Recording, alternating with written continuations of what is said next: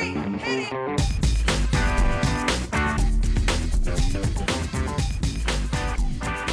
Good morning, good afternoon, good evening, and welcome to today's Caffeine for the Soul. And today I wanted to talk about what's beyond self-improvement.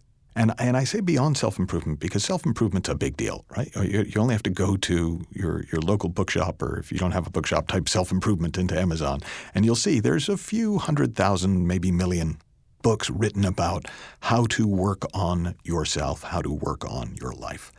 And that's certainly the paradigm I grew up in. That was the model that I grew up in. And there's other podcasts and blogs that I've got at michaelneill.org that explore that in other ways. But the particular way that I wanted to explore it today, and the reason that it came to mind today, is I did a coaching session a while ago. And this was where I was the client. And we were talking about money. And those of you who know me know I've been fascinated by money. I've been challenged by money. I've done well with money. I've done terribly with money. I often joke that I know that everything in life is made of thought except for money and my wife. Well, that's become a habitual thing for me to say. And my coach pointed out to me that she didn't think money was my issue in life. That she thought that as best she could tell, even though, of course, I had my ups and downs as most people do, money had never really been an issue for me in my life. Now, that seemed crazy because I don't think there's anything that obsessed my thinking for as long as money did. But by the same token, I could see that beyond my thinking, money always sort of worked itself out in my world. And it had never occurred to me that some things might just not be my issue in life.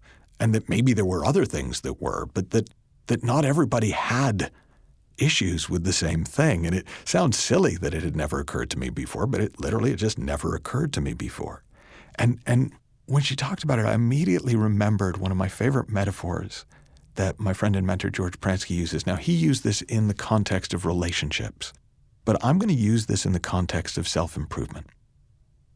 So imagine that you're in a beautiful house, and it's late at night, and it's cold out, and it's rainy out, but there's a fire in the fireplace, and your best friend, your beloved, is waiting for you by the fire with a glass of wine, and there's just a little bit of a draft coming from somewhere in the house, and you think, oh man, this is so close to perfect, but boy, that draft's going to get annoying. So you say to your beloved, hey, wait here, I'm just going to be a minute.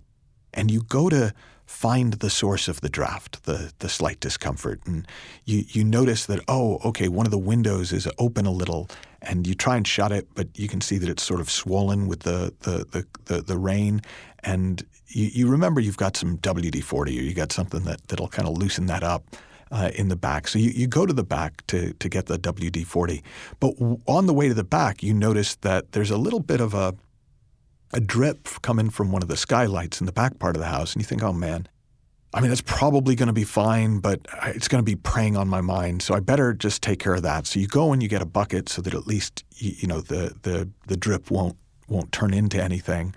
And then when you go to get the bucket, you notice that the dishes still aren't done from dinner, and you go, you know what, I'm going to relax a lot more if I get the dishes done. So you get the dishes done, and then you go, why was I here? Oh yeah, and you get the bucket, and you put the bucket under, and then you get the WD-40, and you grease the window, and you get the window shut, and you're like, okay, all done. And you go back into the living room, and the fire is out, and your beloved is gone. Well, when we get obsessed with improving what's wrong, with working on ourselves, we totally miss out on the beauty that is available to us now and on what we have to offer in the moment. And so that's the sort of simple distinction I want to give you today, is the difference between focusing on what you need to work on in yourself and focusing on what you have to offer. And what you're going to discover is that while there will always be things that you could work on, there will always be things that you could improve. Lighting the fire of what's on offer letting the passion in you for sharing what there is for you to share, doing what there is for you to do in the world, will lead to a much more fulfilled, loving, and impactful life than getting everything perfect and then getting to the end of your life and realizing that all you've done is preserved the form without really ever enjoying the formless.